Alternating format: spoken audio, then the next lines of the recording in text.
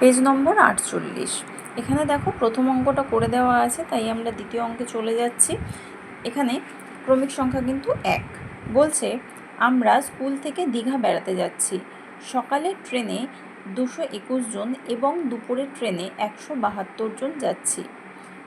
তাহলে বলছে ড্যাশ ট্রেনে ড্যাশ জন বেশি যাচ্ছি। এখানে কোন ট্রেনে কতজন বেশি যাচ্ছে সেটা লিখতে হবে। তাহলে এটা বার করার জন্য আমাদের কিন্তু বিয়োগ অঙ্ক করতে হবে।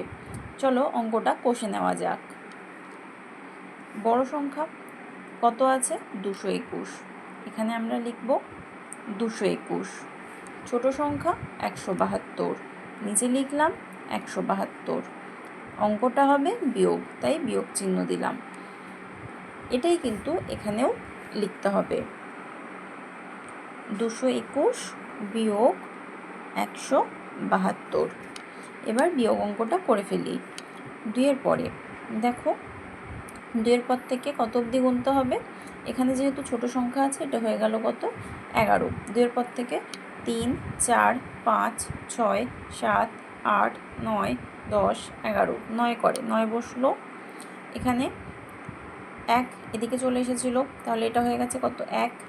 তার মানে এখানে 7-এর পর থেকে আমাদের গুনতে হবে কত? 11 পর্যন্ত। 7-এর পরে 8, 9, 10, 11, 4 করে 4 হলো। এখানে দেখো 2-এর থেকে কিন্তু 1 এদিকে চলে এসেছিলো, তাই এখানে কত ছিল? 1। আচ্ছা, আমি এটা করে দিচ্ছি, তোমাদের বুঝতে সুবিধা হবে। এখান থেকে এটা হয়ে গেল 1। এখানে 2টা কেটে প্রথমে হয়েছিল 1, তারপর এটা হয়েছিল 11, আর এখানে 1টা কেটে হয়ে গিয়েছিল 11। আবার বিয়োগটা করছি। তাহলে দেখো, 2-এর পর থেকে 11 অবধি গুনবো। 2-এর পরে 3, 4, 5, 6, 7, 8, 9, 10, 11, 9 করে 9 বসিয়েছি। 7-এর পর থেকে আবারও 11। 7-এর পরে 8, 9, 10, 11, 4 করে 4 বসালাম। এবার দেখো এখানে পড়ে আছে কত? 1।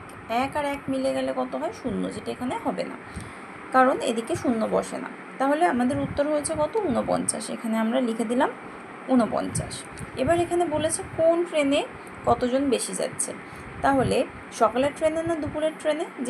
যেটাতে বেশি সংখ্যা, যেটা বেশি আছে, সকালের ট্রেনে কিন্তু জনসংখ্যা বেশি আছে, তাই এটা হবে সকালের ট্রেনে 49 জন বেশি যাচ্ছে। 2 নম্বর অঙ্ক বলছে, হুগলির পহলমপুর গ্রামে 285টি পাকা বাড়ি আছে, ওখানে কাঁচা বাড়ি আছে 343টি। পহলমপুর গ্রামে ড্যাশ বাড়ি থেকে ড্যাশ বাড়ি ড্যাশটি বেশি আছে। তাহলে এখানে কি করতে হবে? প্রথমে আমরা বিয়োগ অঙ্ক করব। কাঁচা বাড়ি কতগুলো আছে, যেটা বড় সংখ্যা সেটা আগে লিখব।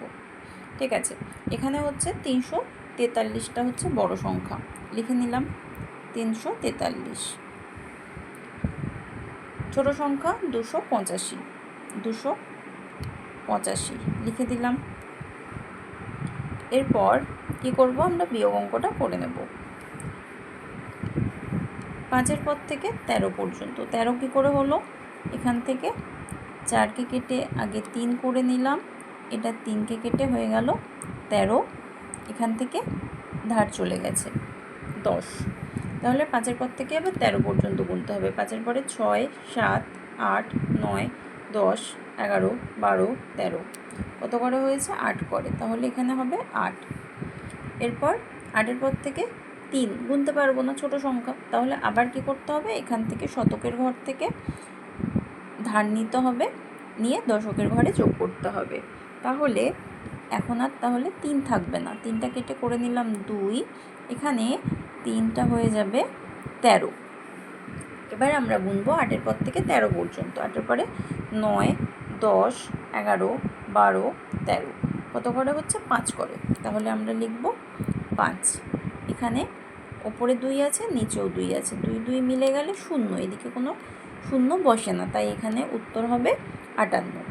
ঠিক আছে, তাহলে এবার বলেছে বহরমপুর গ্রামে ড্যাশ বাড়ির থেকে, অর্থাৎ কাঁচা বাড়ি নাকি পাকা বাড়ি, কোন বাড়ির থেকে ড্যাশ বাড়ি ড্যাশটি বেশি আছে, কতগুলো বেশি আছে, কোন বাড়ির থেকে কোন বাড়ি বেশি আছে। প্রথমেই দেখা যাচ্ছে যে কাঁচা বাড়ি বেশি, তাহলে আমরা লিখব কাঁচা।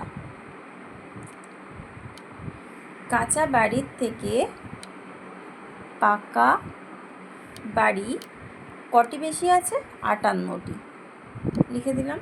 একই রকমভাবে এটা এখানে যেভাবে কষেছি সেভাবে লিখে দিতে হবে। 343 বিয়োগ 285, উত্তর হয়েছে কত, 58।